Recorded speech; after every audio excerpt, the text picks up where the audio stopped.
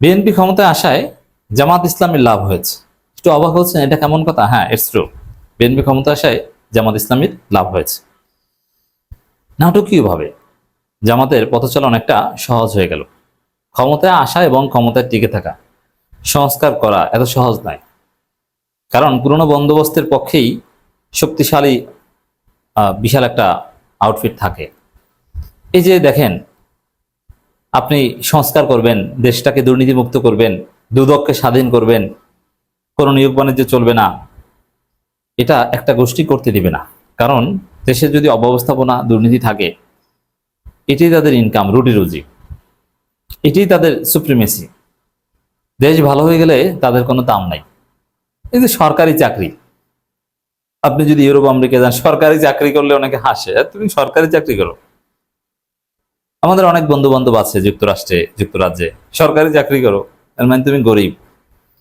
তবে এটা তারা সেবা করার জন্য করে। আর যারা একটু বিলাসী জীবনযাপন করতে চায়, তারা বিজনেসম্যান অথবা তারা প্রাইভেট জব করে। সরকারি চাকরি কোনো প্রেস্টিজিয়াস বিষয় না, ওটা চাকরি, চাকর, পাবলিক সার্ভেন্ট। আর বাংলাদেশে সরকারি চাকরি, সচিব, ডিসি, এসপি মানে কি? তারা রাজা। অতএব এই বিশাল গোষ্ঠী তারা চাইবে না যে বাংলাদেশটা সংস্কার হোক। তাহলে তারা এত ভাব, দেশে এই ভাব তো থাকবে না, তারা চাকর বাকর মতো হয়ে যাবে। তখন সরকারি চাকরি তারাই করবে যাদের উদ্দেশ্য মানুষের সেবা করা। এখান থেকে ভাব অর্জন করা, এটা তাদের কোনো উদ্দেশ্য থাকতে পারবে না। এই জন্য সংস্কার করা, জুলাই সনদ বাস্তবায়ন করা, এগুলো অনেক কঠিন। এই যে 72-এ যে সংবিধানটা, যেটা পশ্চিমবঙ্গের তৎকালীন মুখ্যমন্ত্রী, কলকাতার তৎকালীন মুখ্যমন্ত্রী লিখে দিয়েছেন।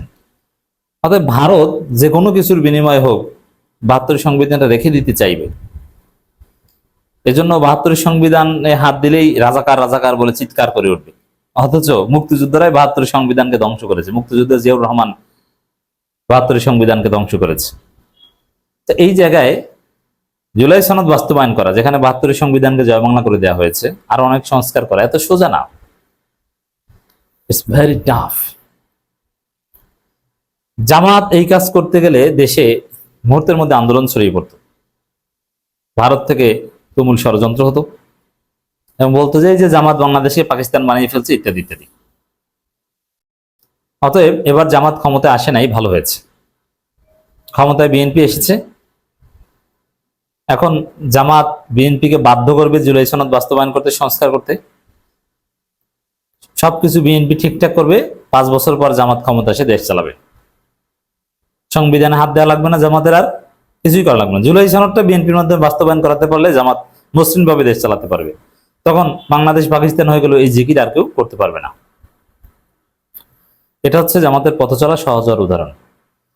আর জামাতের জনপ্রিয়তা বাড়ানো, বিরোধী দলে এসে জামাতকে জাতির কাছে গ্রহণযোগ্য করা, এই জন্য জামাতের কিছু করা লাগছে না।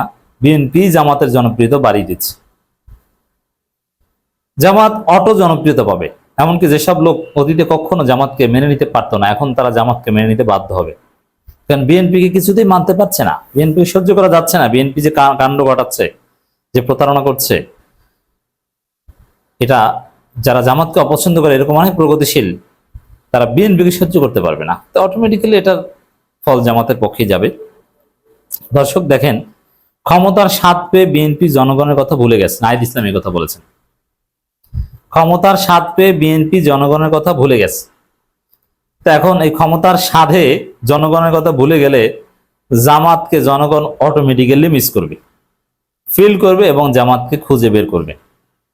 তো জামাতের পথ চলা তো বিএনপি সহজ করে দিচ্ছে। বিএনপি যত দুর্নীতি করবে, যত চাঁদাবাজি করবে, অটোমেটিক্যালি জামাতের জনপ্রিয়তা তত বাড়বে, জামাতকে মানুষ আরো বেশি ফিল করবে। অতএব বিএনপি ক্ষমতা এসেছে, এতে তো জামাতের লাভ হয়েছে। এখন বরং জামাত ক্ষমতা আসলে হিমশিম খেত দেশ চালাতে। আর দেশের অর্থনীতির অবস্থা খারাপ, বাজেট করার মতো টাকা নাই, কোষাগার শূন্য।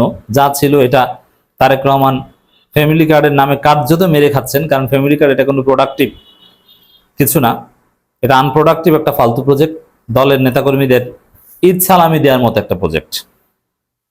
এগুলো করুক, জাতি ভোগান্তির সম্মুখীন হোক, জ্বালানি তেল নিয়ে এরা নাটক করুক, আর জামাতকে ফিল করুক, এটাই করছে।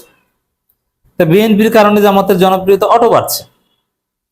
এবং এই যে প্রতারণার কারণে গুম অধ্যাদেশ বাতিল করছে, বিচার বিভাগ স্বাধীন করতে দিল না, অথচ জামাত এই বিষয়ে কমিটমেন্ট, জামাতের জনপ্রিয়তা অটো বাড়ছে, বিএনপি ধরা খাচ্ছে। তো বিএনপি এভাবে যত জনগণকে ভুলে যাবে, জামাত ঘুমিয়ে থাকলেও জনপ্রিয়তা বাড়তে থাকবে।